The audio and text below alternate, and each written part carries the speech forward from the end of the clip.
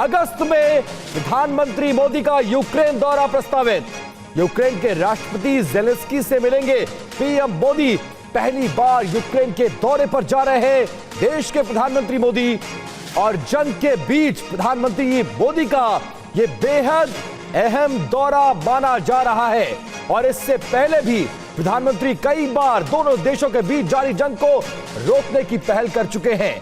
और इस बीच ये दौरे के बहुत ज्यादा मायने, अगस्त के तीसरे हफ्ते में यह दौरा प्रस्तावित है और यूक्रेन की एम्बेसी बाकायदा इस दौरे को लेकर तैयारियां कर रही है।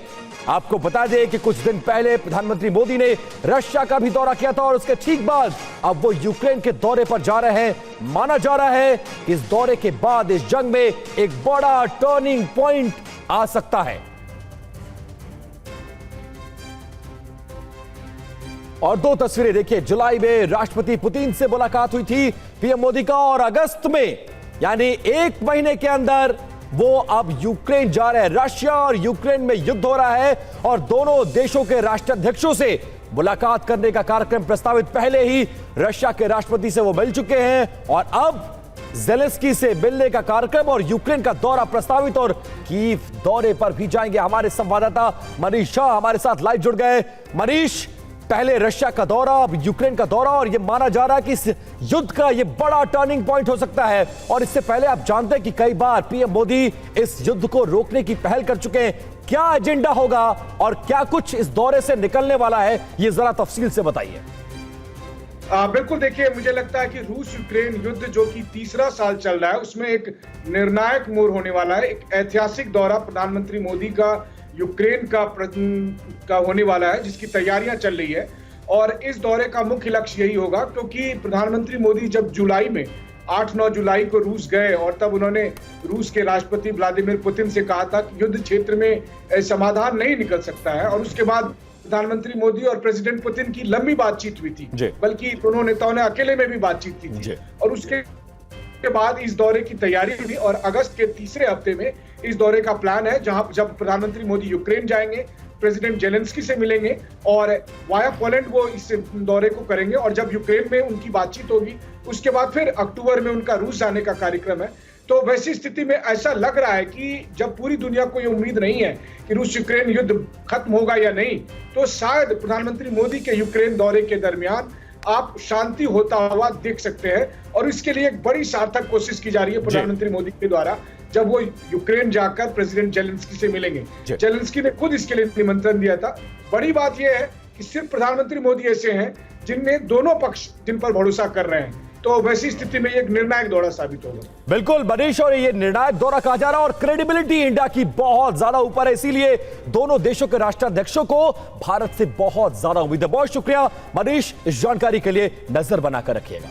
और चलिए अगली खबर का हम लोग करते हैं। अगली खबर कोलंबिया से है। कोलंबिया के बोगोटा में भारी तनाव है। यूनिवर्सिटी के हजारों की संख्या में छात्रों का सड़क पर उतरकर संग्राम। पुलिस ने वाटर कैनन का इस्तेमाल किया है। छात्रों ने पुलिस पर पेट्रोल बम फेंके हैं। तस्वीर आप देखिए कोलंबिया में किस तरह से हालात काफी ज्यादा खराब हो गए। कोलंबिया के बोगोटा की ये तस्वीर इस वक्त हम आपको दिखा रहे हैं, जहां पर यूनिवर्सिटी के हजारों की संख्या में छात्र सड़क पर उतर आए और इसके बाद किस तरह से बवाल मचा है। पुलिस ने वाटर कैनन का इस्तेमाल किया है। तस्वीरें आप देख पा रहे हैं। पुलिस की तरफ से जो जवाबी एक्शन लिया गया है, छात्रों ने पुलिस पर पेट्रोल बम भी फेंके हैं। तो ये हालात इस वक्त आपको नजर आ रहे हैं कोलंबिया में। अचानक से कोलंबिया कैसे सुलग उठा, ये इस वक्त तस्वीरें आपके सामने कोलंबिया के शहर बोगोटा की है।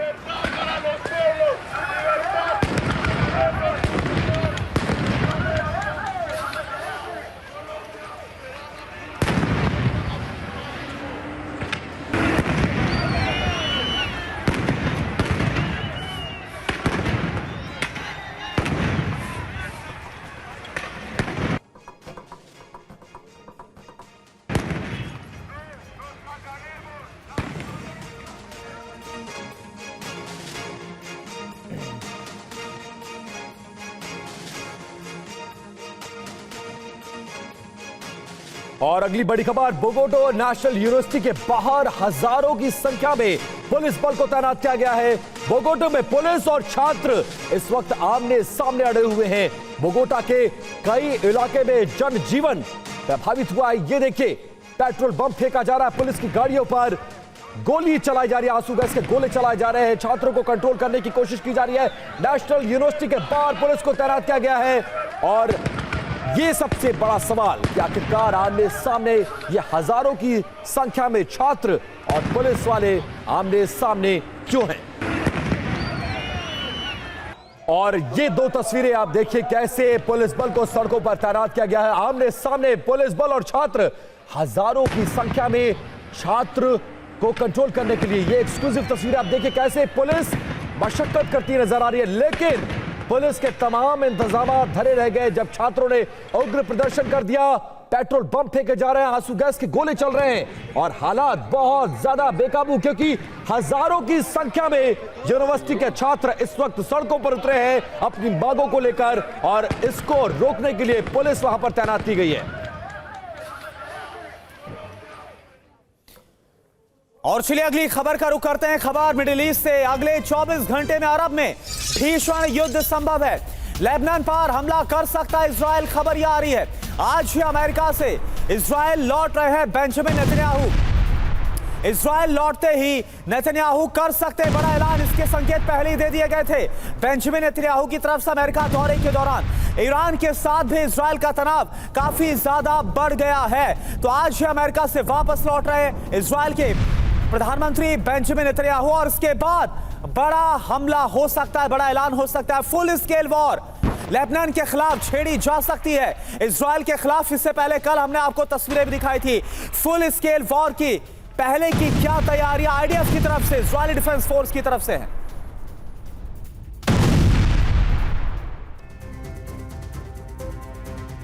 और वाकई अरब के हालात बहुत ज्यादा गंभीर है। अगले 24 घंटे अरब पर बहुत भारी होने वाले हैं। ईरान, लेबनान, इजराइल से जो संकेत आ रहे हैं वो भीषण भीषण विनाश की चेतावनी है। इजराइल के प्रधानमंत्री बेंजामिन नेतन्याहू अमेरिका में हैं और आज ही तेल अवीव लौट रहे हैं। हो सकता है कि तेल अवीव लौटते ही वो कोई बड़ा ऐलान करे, क्योंकि हिजबुल्लाह ने भी इजराइल पर हमले जारी रखे हैं। खबर यह है कि इजराइल के साथ ही अमेरिका भी हूती के खिलाफ ऑपरेशन को और तेज कर सकता है। इस बीच इजराइल और ईरान में भी भीषण जंग के आसार बन रहे हैं। अगले 24 घंटे के भीतर अरब में कुछ ऐसे परिवर्तन होने वाले हैं जिनसे परमाणु युद्ध तक तय माना जा रहा है। तो अरब में परमाणु वॉर को लेकर क्या सिग्नल मिलते नजर आ रहे हैं। दरअसल प्रधानमंत्री बेंजामिन नेतन्याहू का सबसे बड़ा एजेंडा ईरान और ईरान के प्रॉक्सी संगठन के साथ लेबनान को सबक सिखाना है और सब जो संकेत है वो अब मिलते हुए नजर आ रही। क्या है वो संकेत, आप जरा देखिए। अरब में परमाणु वर्ल्ड वॉर क्या छिड़ने वाली, पहला संकेत क्या मिल रहा है। इजराइल के लेबनान पर हमले के लिए जो तैयारियां हैं वो सामने आ गई है। दूसरा बड़ा संकेत, इजराइल पर हिजबुल्लाह के हमले लगातार जारी और अब हाल फिलहाल में हमले और तेज हो गए हैं हिजबुल्लाह के ठिकानों पर। संकेत नंबर 3 क्या है, 24 घंटे में नए ईरानी राष्ट्रपति संभाल लेंगे गद्दी।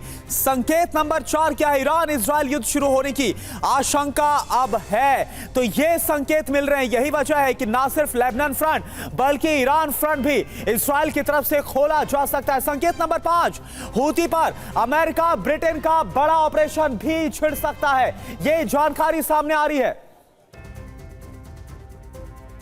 लेकिन इन सब में सबसे पहले विनाशक जंग की आग लेबनान फ्रंट पर भड़केगी, ऐसी आशंका और ऐसे आसार जताए गए हैं। 7 दिन से लगातार इजराइल पर हिजबुल्लाह का हमला जारी है। इजराइल के शहरों पर हिजबुल्लाह के रॉकेट लगातार बम बरसा रहे हैं। आयरन डोम भी ड्रोन और रॉकेट को रोकने में नाकामयाब साबित हो रहा है।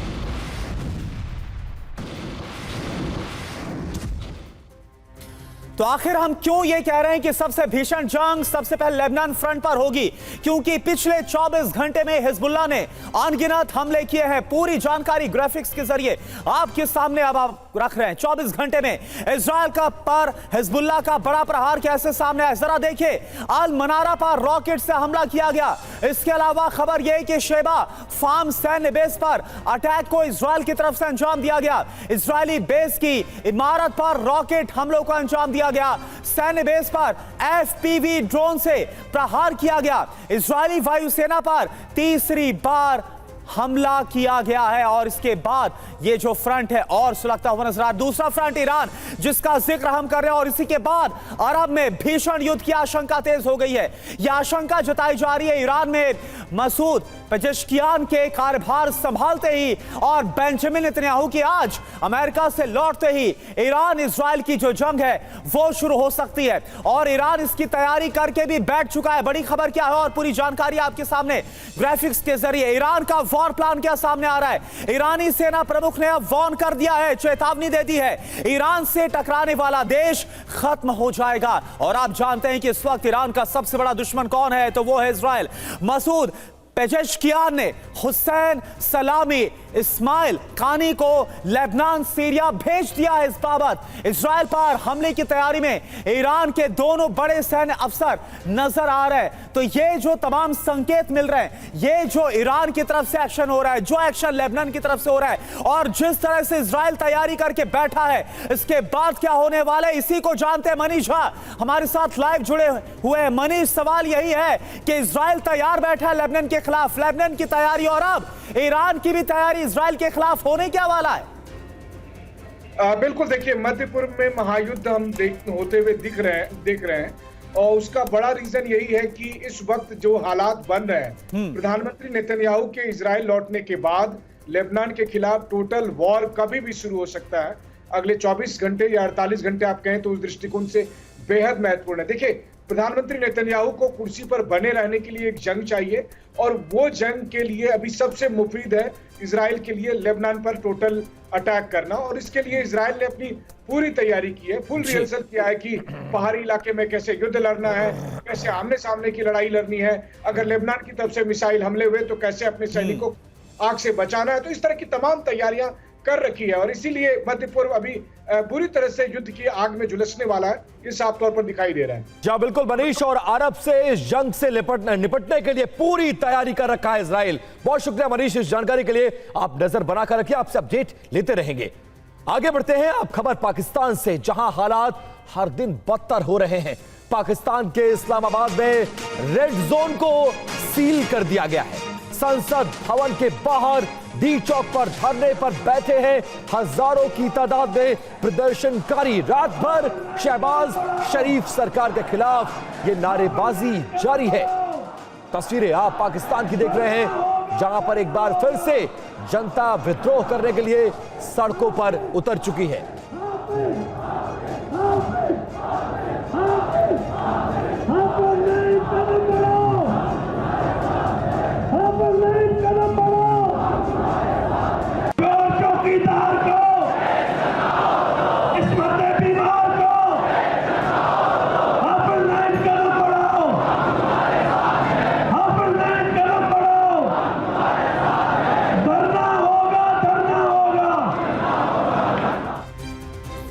और देखिए, इससे जुड़ी एक और बड़ी खबर, जमात इस्लामी समर्थकों ने पीछे हटने से साफ इंकार कर दिया है।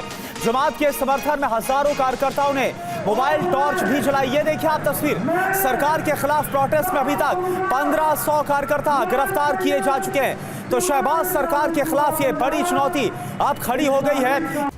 और अब आगे खबर पेरिस ओलंपिक से जुड़ी हुई, जिसका भव्य उद्घाटन आज हुआ। पेरिस ओलंपिक का रंगारंग आगाज हुआ सीन नदी के किनारे और ओपनिंग सेरेमनी में, जिसमें पूरी दुनिया ने इस सेरेमनी को देखा। लेकिन पेरिस से ओपनिंग सेरेमनी की तस्वीर आने से पहले कुछ ऐसी खबरें और तस्वीरें आईं जिसने दुनिया को हैरान कर दिया। ओलंपिक शुरू होने से कुछ घंटे पहले ही पेरिस के रेलवे सिस्टम पर हमले हुए, जिसका असर भयानक रहा। कई ट्रेनें पटरी पर ही खड़ी हो गई, सभी सिस्टम ठप पड़ गए और दुनिया भर से पेरिस पहुंचे खिलाड़ी और खेल प्रेमी सन्न रह गए। दरअसल हुआ क्या है यह आप जरा जानिए। हुआ यह है कि 5:15 की अगर सुबह की बात की जाए तो इस वक्त पर क्या हुआ, हाई स्पीड रेल नेटवर्क पर हमला होता है। कई रेलवे लाइंस पर तोड़फोड़ की गई, आगजनी की गई। टीजीवी रेलवे लाइन पर 3 जगहों पर आगजनी की घटना सामने आई। टीजीवी ट्रेनें दूसरी लाइंस पर इसके बाद डाइवर्ट करनी पड़ी। हमले के कारण कई ट्रेनें कई घंटे की देरी से चली हैं। पेरिस से आने जाने वाली कई ट्रेनें रद्द कर दी गई।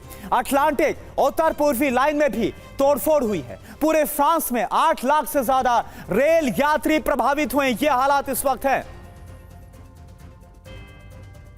अब देखिए, जरा सोचिए, जहां 206 देशों से आए 10,500 एथलीट जुटे हैं, जहां कुल 329 इवेंट्स हो रहे हैं, जिन्हें देखने के लिए दुनिया भर से खेल प्रेमी पेरिस में मौजूद हैं। रेलवे नेटवर्क पर हुए हमले के बाद सभी खुद को असुरक्षित महसूस कर रहे होंगे। अगली बड़ी खबर का रुख कर लेते हैं। अब खबर भारत के शौर्य से जुड़ी हुई। डीआरडीओ को मिली है बड़ी कामयाबी। अमेरिकी थाड रूसी S-400 की लीग में भारत भी शामिल हो गया है। AD-1 मिसाइल इंटरसेप्टर का सफल परीक्षण किया गया है।